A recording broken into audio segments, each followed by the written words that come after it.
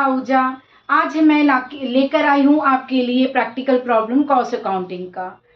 Cost accounting में जहाँ पे मैंने आपको चैप्टर स्टार्ट करवाया है कॉन्ट्रैक्ट कॉस्टिंग। थ्योरेटिकल पार्ट मैंने फर्स्ट और सेकंड वीडियो में कंप्लीट कर लिया था। आज मैं लाई हूँ आपके लिए थर्ड वीडियो जहाँ पे हम लोग प्रैक्टिकल प्रॉब्लम करने वाले हैं। वो प्रैक्टिकल प्रॉब्लम कौन सा करने वाले हैं, तो अप्रैल 2024 के मुंबई के एग्जाम पेपर में ये प्रॉब्लम आया है, जहाँ पे इस प्रॉब्लम में कहा गया है कि measures Akshay and company has undertaken 2 contracts, one at Mumbai and another at Nashik. The details of the contracts are given below for the year ended 31st March 2023. ये प्रॉब्लम मैंने अपने YouTube वीडियो में भी डाला है, अगर आपको चाहिए तो आप देख सकते हैं। ये प्रॉब्लम स्टार्ट करने के लिए हम लोग पहले मुंबई ब्रांच अकाउंट बनाएंगे, जहाँ पे मुंबई की जो भी डिटेल्स लिखी हुई है वो मैंने डाल दिया है कॉन्ट्रैक्ट कॉस्टिंग कॉन्ट्रैक्ट अकाउंट में।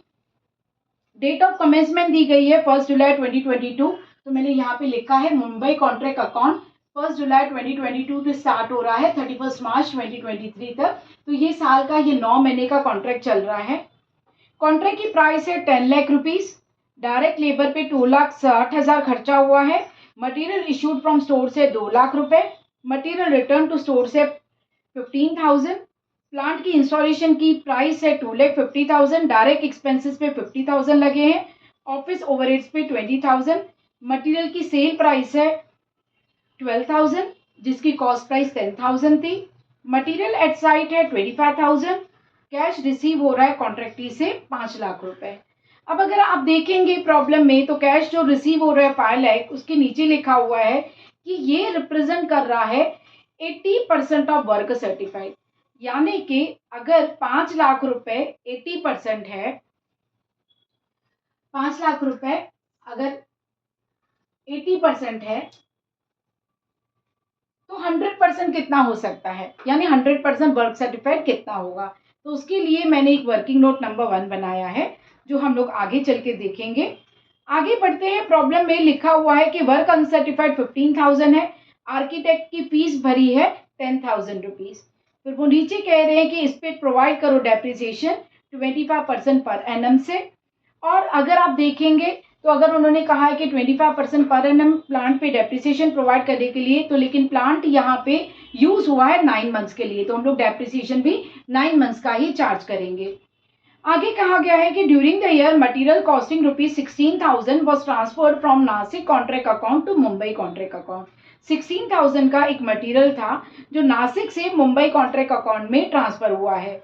तो ये तो हम लोग डिपार्टमेंटल अकाउंट्स में भी यही करते थे कि एक डिपार्टमेंट से जब दूसरे डिपार्टमेंट में कोई भी मटेरियल ट्रांसफर होता है तो debit the receiver credit the giver.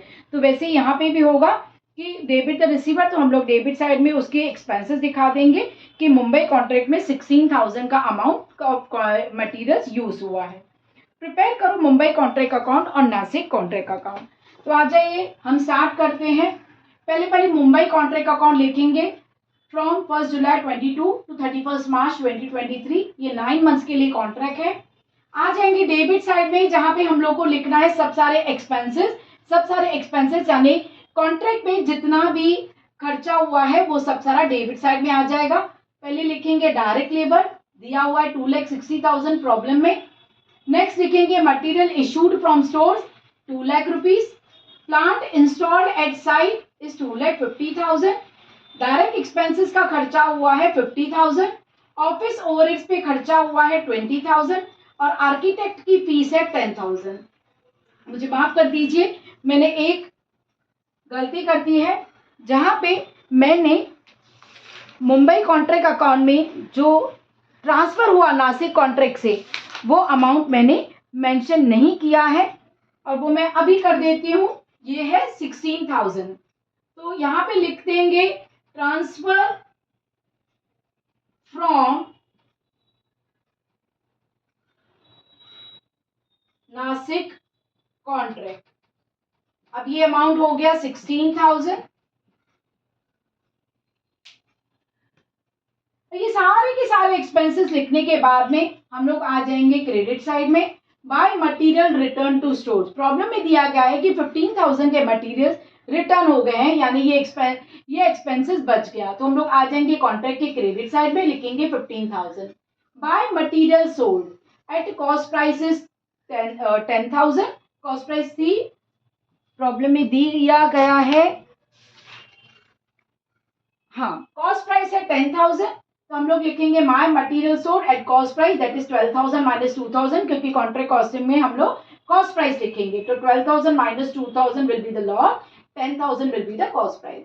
Bye work in progress में, वर्क इन प्रोग्रेस में आता है work uncertified, work certified, then material जो भी पड़ा हो, प्लांट का जो भी बैलेंस बच गया हो, प्लांट की वैल्यू का जो बैलेंस बच गया हो, तो पहले आएगा वर्क सर्टिफाइड। अब वर्क सर्टिफाइड के लिए मैंने आपको पहले ही बताया कि उसके लिए हम लोग एक वर्किंग नोट बनाएंगे, क्योंकि वर्क सर्टिफाइड का जो भी अमाउंट है उसके लिए कहा गया कि वो 80% है कैश रिसीव का। तो हम लोग आ जाएंगे वर्किंग नोट पे। पहले calculation of work certified, cash received is equivalent to 80% of work certified. So cash received is 5 lakh, 5 lakh represents 80% of work certified. Work certified को यहाँ पे लेकर आएंगे, 5 लाख मल्टीप्लाई करेंगे 100 से, डिवाइड हो जाएगा 80, तो वर्क सर्टिफाइड निकलेगा 6,25,000। हम लोग आ जाएंगे अपने वर्किंग प्रोग्रेस पे, वर्क सर्टिफाइड के आगे लिख देंगे 6,25,000। अगर आप चाहो तो यहाँ पे ब्रैकेट में लिख सकते हो कि ये वर्किंग नोट 1 में हम लोग ने वर्किंग नोट बना दिया है।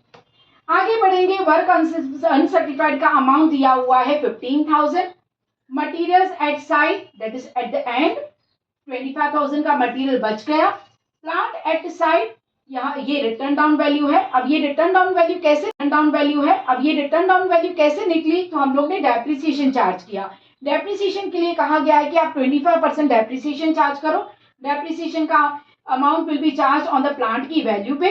2,50,000 was the opening value of plant, multiply by 25%, multiply by 9 months, divided by 12 months.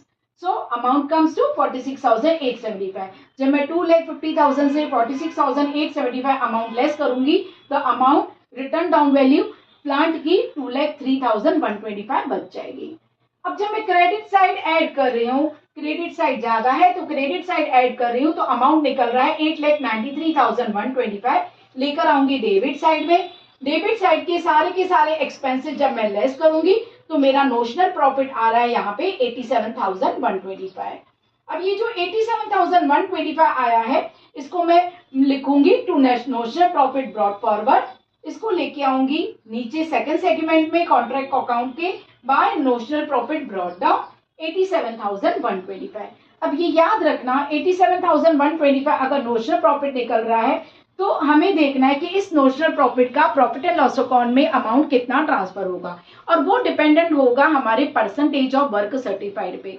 तो अब आ जाएंगे हम लोग सेकेंड वर्किंग नोट पे, जहां पे मुझे प्रॉफिट एंड लॉस अकाउंट में बैलेंस कितना डालना है वो देखना है। तो मेरा सेकेंड वर्किंग नोट होगा notional profit amount to be transfer to profit and loss account.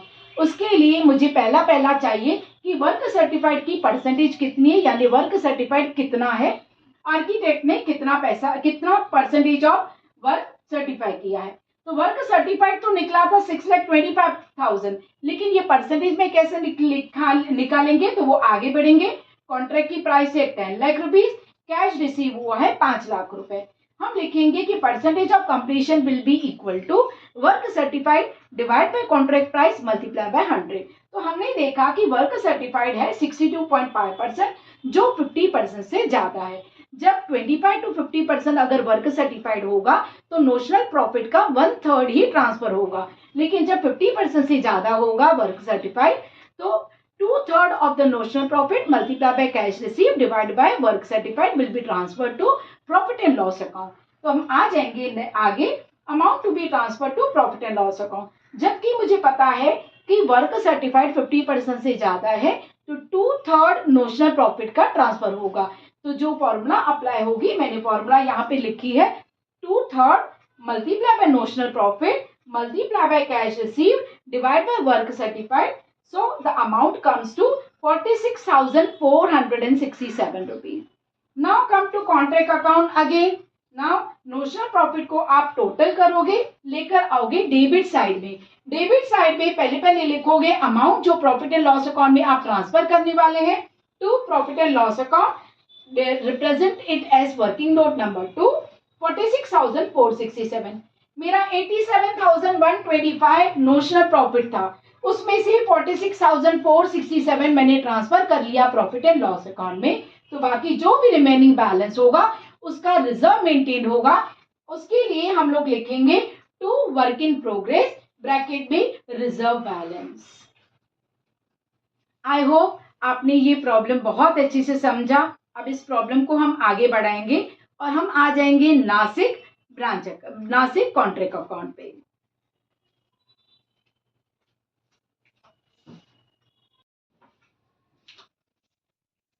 Okay students, अब मैं स्टार्ट करने वाली हूँ Nashik contract account. Mumbai contract account अभी हम लोग ने कंप्लीट किया है। नासिक कॉन्ट्रैक्ट अकाउंट प्रॉब्लम में दिया हुआ है कि ये 1 अक्टूबर 22 से स्टार्ट है 31 मार्च 2023 तक। तो अगर काउंट करें तो ये 6 मंथ्स होते हैं। अब आ जाते हैं फिर से प्रॉब्लम पे। प्रॉब्लम में कहा गया है कि नासिक कॉन्ट्रैक्ट अकाउंट, एक बार प्रॉब्लम देख ले। नासिक कॉन्ट्रैक्ट अकाउंट में डेट ऑफ कमेंसमेंट है 1 अक्टूबर 22, तो मैंने यहाँ पे मेंशन कर दिया है 1 अक्टूबर 22। कॉन्ट्रैक्ट की प्राइस है 20 लैक्स। कॉन्ट्रैक्ट की प्राइस अगर 20 लैक्स है तो यहाँ पे इस प्रॉब्लम में कॉन्ट्रैक्ट की प्राइस नहीं आएगी क्योंकि ये प्रॉब्लम में लॉस दिख रहा है। डायरेक्ट लेबर 1,90,000 है, तो आ जाए हम डेबिट साइड में सारे एक्सपेंसेस लिखेंगे। डायरेक्ट लेबर है 1,90,000। Material issued to from stores 2,20,000 है। मटेरियल रिटर्न टू स्टोर्स, ध्यान देना, material issued to from stores debit side आता है और मटेरियल रिटर्न टू स्टोर्स आता है क्रेडिट साइड में। 18,000। Plant installed eight side, plant installation है 4 लाख रुपीज। डायरेक्ट एक्सपेंसेस का खर्चा है 40,000 रुपए। ऑफिस ओवरहेड्स पे खर्चा हुआ है 15,000 रुपए। फिर कहा गया है material at side. Material at side आ जाएंगे हम लोग वर्क इन प्रोग्रेस में। मटेरियल एट साइड और at the end materials closing stock of the material is 35,000।